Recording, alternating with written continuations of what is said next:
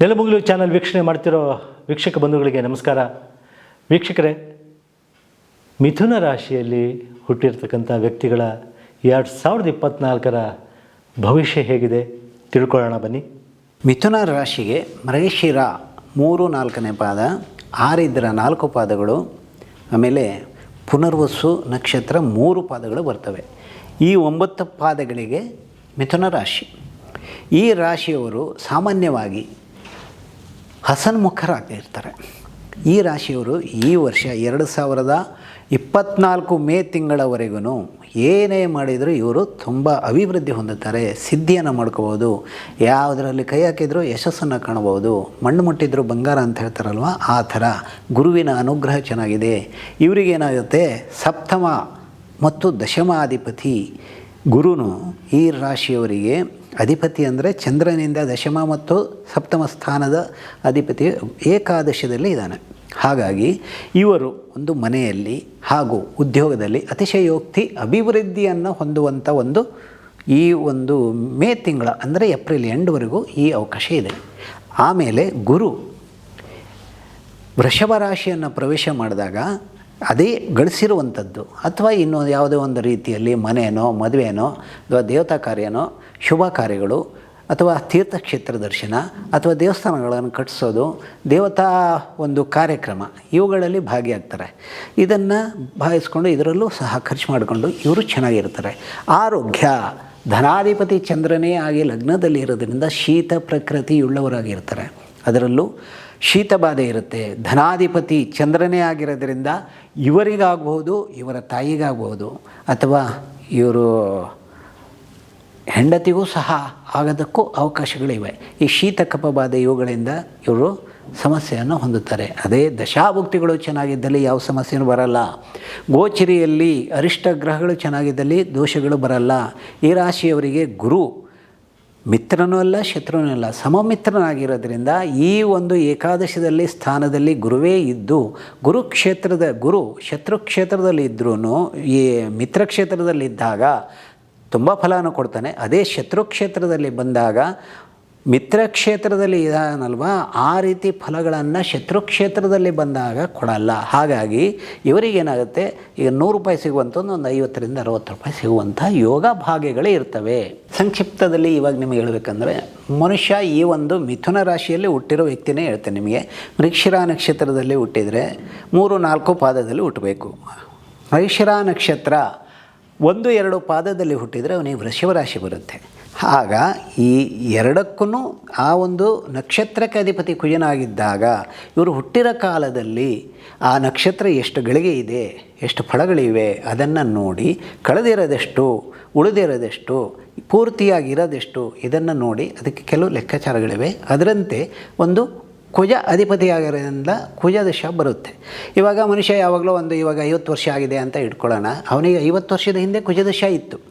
ಇವಾಗ ಪ್ರೆಸೆಂಟ್ ಅದರಂತೆ ಕುಜದಶ ಆದಮೇಲೆ ರಾಹು ದಶ, ರಾಹು ಆದಮೇಲೆ ಗುರುದಶ, ಗುರು ಆದಮೇಲೆ ಶನಿ ಆದಮೇಲೆ ಬುಧ, ಈ ಥರ ದಶಗಳು ಬರ್ತಾ ಇರ್ತವೆ. 9 ದಶಗಳು ಬರ್ತವೆ. ಪ್ರತಿಯೊಂದು ದಶಗಳು ಅದೇ ದಶ, ಅದಕ್ಕೆ ಭುಕ್ತಿಕಾರಕನಾಗಿ ಅದೇ ಒಂದು ದಶ ಇದೆಯಲ್ಲ ಅವನೇ ಬರ್ತಾನೆ. ಅದರ ನಂತರ ಮುಂದಿನ ಒಂದು ದಶ ಇದೆಯಲ್ಲ, ಇವು ಬುಧ ದಶದಲ್ಲಿ ಬುಧನೇ ಭುಕ್ತಿಕಾರಕನಾಗಿ ಬರ್ತಾನೆ. ಬುಧ ಭುಕ್ತಿ ಆದಮೇಲೆ ಮುಂದಿನ ದಶ ಯಾವುದು? ಶುಕ್ರ. ಅದೇ ರೀತಿ ಶುಕ್ರ ದಶ ಆದ್ರೂ ಈ ಬುಧ ದಶದಲ್ಲಿ ಮುಂದಿನ ಒಂದು ದಶ ಶುಕ್ರನ ಆಗಿರೋದ್ರಿಂದ ಅದೇ ಭುಕ್ತಿಕಾರಕ ಬುಧ ದಶದಲ್ಲಿ. ಬುಧದ ಆದಮೇಲೆ ಕೇತು ಆದಮೇಲೆ ಈ ಕೇತು ಭುಕ್ತಿಕಾರಕನಾಗಿ ಬರ್ತಾನೆ. ಕೇತು ಆದಮೇಲೆ ಶುಕ್ರ ಭುಕ್ತಿಕಾರಕನಾಗಿ ಬರ್ತಾನೆ.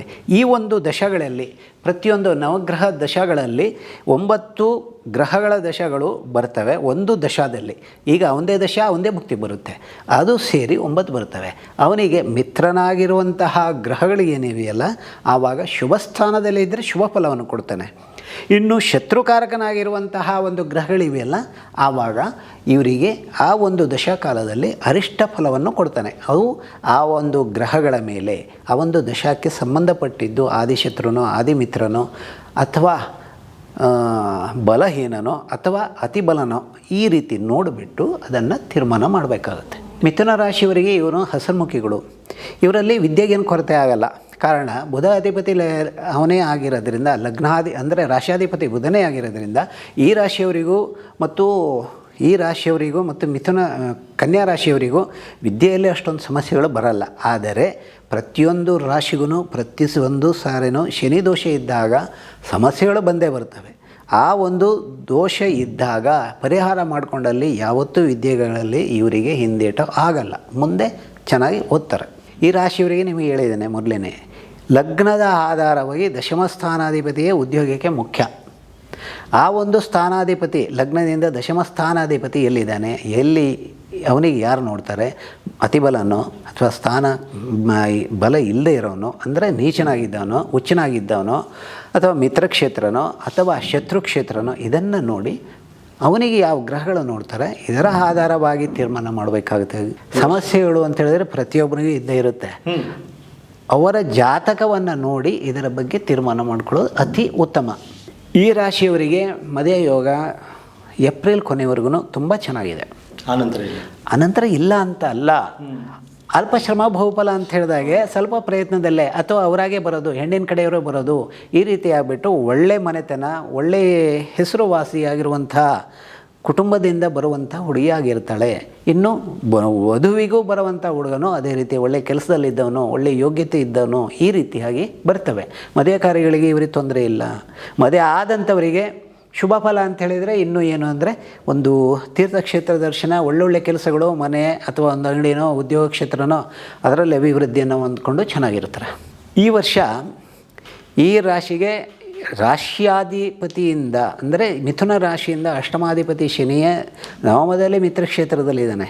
ಇದರಲ್ಲಿ ಏನಾಗುತ್ತೆ, ಆರೋಗ್ಯದ ಬಂದಂಥ ಒಂದು ದೊಡ್ಡ ಸಮಸ್ಯೆಗಳು ಕಾಡುವಂಥದ್ದು ಇವ್ರಿಗೆ ಬರಲ್ಲ. ಆದರೆ ಆ ಒಂದು ಸ್ಥಾನದಲ್ಲಿ ಗೋಚರಿಯಲ್ಲಿ ಅಷ್ಟಮದಲ್ಲಿ ಕುಜ ಬಲವಾಗಿ ಇದ್ದಾಗ ಇವರಿಗೆ ಆರೋಗ್ಯದ ಬಗ್ಗೆ ಸಮಸ್ಯೆ ಅಂದರೆ ಉದರ ಸಮಸ್ಯೆ ಬರುತ್ತೆ. ಇನ್ನು ರಕ್ತದಲ್ಲಿ ದೋಷಗಳು ಉದ್ಭವಿಸ್ತವೆ. ಅದು ಮತ್ತು ಶನಿಯು ನವಮದಲ್ಲಿದ್ದಾಗ ಇದು ಕೆಲವೊಂದು ಕಿರಿಕು ಮತ್ತು ನರ ಸಮಸ್ಯೆಗಳು ಇವು ಸಹ ಬರೋದಕ್ಕೆ ಸಾಧ್ಯ. ಈ ಕುಜನ ಯುತಿಯಲ್ಲಿ ಬುಧನೇ ಇದ್ದರೆ ಕರುಳಿಗೆ ಸಂಬಂಧಪಟ್ಟು ಹಾಗೂ ನರಗಳಿಗೆ ಸಂಬಂಧಪಟ್ಟ ದೋಷಗಳು ಬರೋದಕ್ಕೆ ಸಾಧ್ಯತೆಗಳು ಇವೆ. ಗಣೇಶವರೇ, ಮಿಥುನ ರಾಶಿಯವರಿಗೆ ನವಮದಲ್ಲೇ ಶನಿ ಇರೋದರಿಂದ ಅಲ್ಪ ಸ್ವಲ್ಪ ತೊಂದರೆಗಳು ಇರ್ತವೆ. ಆದರೆ ಇದೇನಾಗುತ್ತೆ, ಕುಟುಂಬಸ್ಥರಿಂದಾಗಲಿ ಕುಟುಂಬದ ಹೊರಗಡೆಯಿಂದ ಜನರಿಂದಾಗಲಿ ಒಟ್ಟಿಗೆ ಆ ಒಂದು ಕುಟುಂಬಕ್ಕೆ ಪರಿಚಯಸ್ಥರು ಇಂಥವುಗಳಿಂದ ಅಥವಾ ಕುಟುಂಬಕ್ಕೆ ಮಿತ್ರರು ಇರುವಂಥವರು, ಅತಿಯಾಗಿ ಮೊದಲಿಂದನೂ ಇವ್ರ ಜೊತೆ ಇರುವಂಥವರು, ಇವರುಗಳಿಂದ ಸಮಸ್ಯೆಗಳು ಬರ್ತವೆ. ಆದರೆ ಶನಿ ದೋಷಕ್ಕೆ ಪರಿಹಾರ ಇದೆ. ಶನಿ ದೋಷಕ್ಕೆ ಅವರು ಪರಿಹಾರ ಮಾಡಿಕೊಂಡಲ್ಲಿ ಇವರಿಗೆ 80ರಷ್ಟು ಇವರೇ ರಕ್ಷಣೆ ಮಾಡ್ಕೋಬೋದು. 100ಕ್ಕೆ 100 ಮಾತ್ರ ಯಾರಿಂದನೂ ಪರಿಹಾರ ಮಾಡೋಕ್ಕಾಗಲ್ಲ. ಕಾರಣ ಇದು ಕೊಟ್ಟವನು ಅವನು, ಹುಟ್ಟುವಾಗ ಹುಟ್ಟಿಸಿರೋದು ಅವನೇ ಕೊಟ್ಟಾದ ಮೇಲೆ ಇದನ್ನು ಪೂರ್ತಿಯಾಗಿ ಮಾನವರು ಯಾವುದೇ ಕಾರ್ಯಕ್ರಮ ಮಾಡಿದರೂ ಪರಿಹಾರ ಮಾಡೋಕ್ಕಾಗಲ್ಲ. ಪ್ರಾಣಾಪಾಯ ಇದ್ರೂ ಅದೇ ಪರಿಹಾರ ಇದೆ, ಅದರಿಂದ ಪ್ರಾಣ ರಕ್ಷಣೆ ಮಾಡ್ಕೋಬೋದು. ಆದರೆ ಕೆಲವೊಂದು ನೋವುಗಳು ಬಂದೇ ಬರುತ್ತೆ. ಇವಾಗ ಹಾಸ್ಪಿಟ್ಲಲ್ಲಿ ಹೋಗ್ತೀರಾ, ಅಡ್ಮಿಟ್ ಆಗ್ತಾನೆ, ಏನೋ ಒಂದು ಸಮಸ್ಯೆ, ಕೆಲವು ಕಾಲ ಅಡ್ಮಿಟ್ ಆಗಿಬಿಟ್ಟು ಅವನು ಬರಬೇಕಲ್ವ, ಇವರೇನೋ ಪರಿಹರಿಸ್ಕೊಳ್ತಾರೆ.